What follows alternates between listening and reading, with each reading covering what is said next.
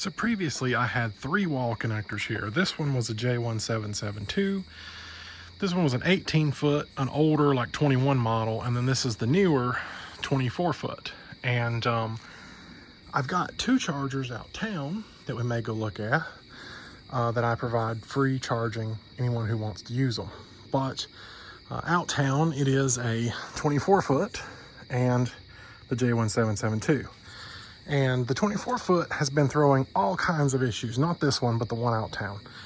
And we're talking overheating errors, and the charge handle no longer communicates with the car, so pushing the button just does absolutely nothing. So I told him, I was like, you know, we need to get this replaced. I contacted Tesla.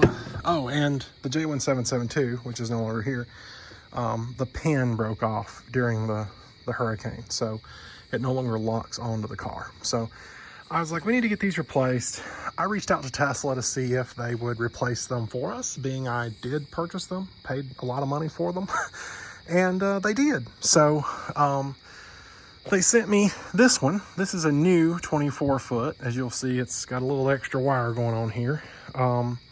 So I just moved my 18 footer to the public area and put the new 24 foot here at home. And then for the J1772, they don't make these anymore. So they sent me a universal wall connector as a replacement.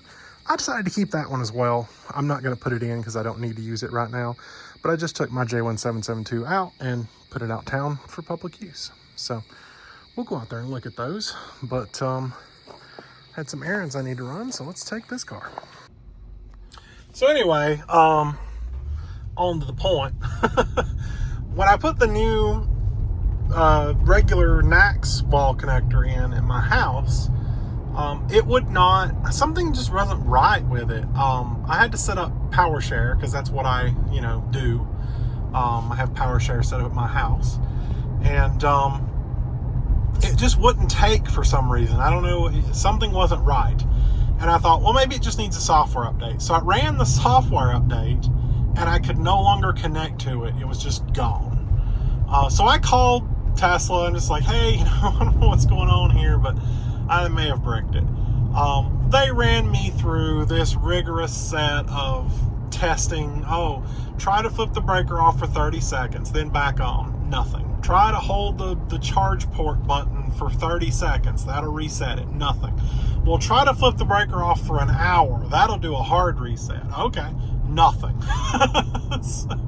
So we played with it for a little while, and I think what I don't know for sure that this is what fixed it, but I think what I ended up doing was I went into the Wi-Fi network that it connects to and just temporarily disabled it so that there was no Wi-Fi, and reset it, and then it started broadcasting its Wi-Fi again. I guess it thought, hey, I'm connected, so I'm good. Even though it was in Wi-Fi pairing mode, it would not work. So I don't know, that was strange, but finally got it working, and finally it's doing what it's supposed to. But yeah, I don't know, just a mess.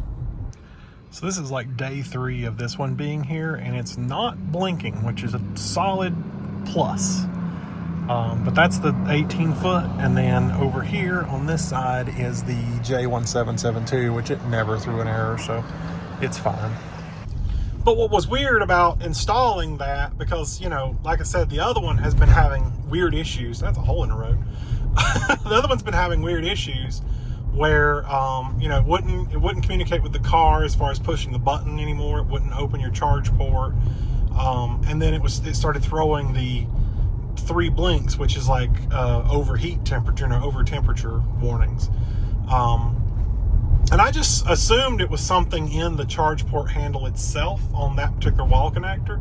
So I took mine out there and installed it, and within minutes of turning the power on, it threw the 3 red blinks. And I'm like, what in the world?